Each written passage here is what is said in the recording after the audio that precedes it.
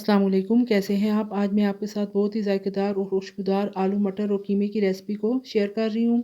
ये सालन बहुत ही लज़ीज़ बनकर तैयार होगा।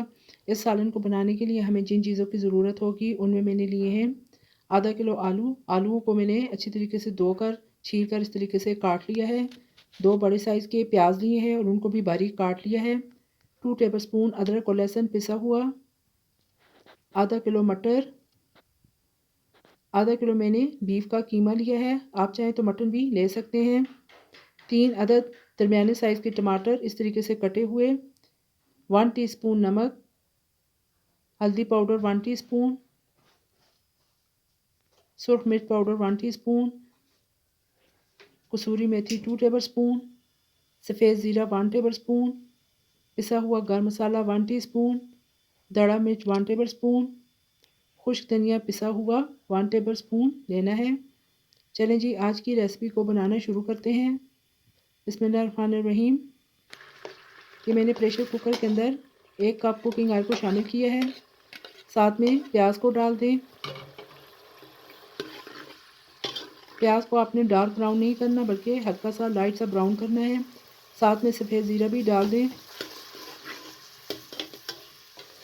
लहसुन और अदरक भी शामिल कर लें।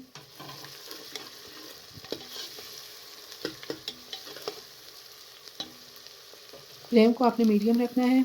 जैसे ही प्याज का कलर हल्का सा चेंज होना शुरू हो जाए तो इसके अंदर कीमे को शामिल कर दें। कीमा डाल के आपने तकरीबन 5 से 7 मिनट तक अच्छी तरीके से भूनना है ताकि कीमा का जो कलर है वो चेंज हो जाए। इस तरीके से ये देखें ये वाइट हो चुका है। अब आप इसके अंदर तमाम मसाला जात को शामिल कर दें।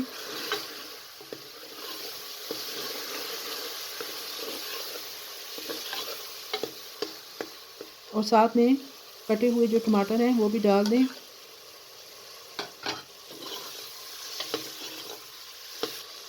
आधा कप पानी डाल के कवर कर दें ताकि टमाटर अच्छी तरीके से गल जाएं।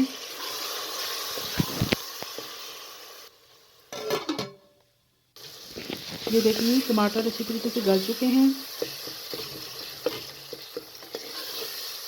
अब कीमे को अच्छे तरीके से भूनकर इसके अंदर मटर और आलूओं को शामिल कर दें।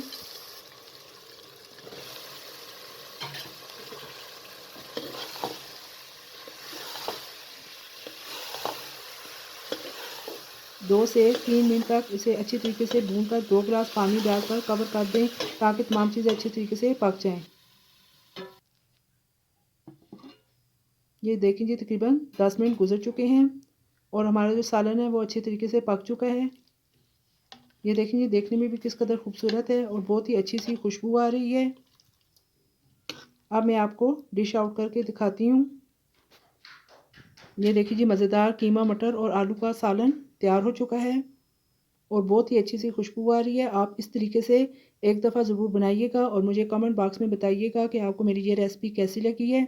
अगर आपको मेरी ये रेसिपी पसंद आए तो लाइक कर दीजिएगा और मेरे चैनल को सब्सक्राइब और शेयर भी कर दें।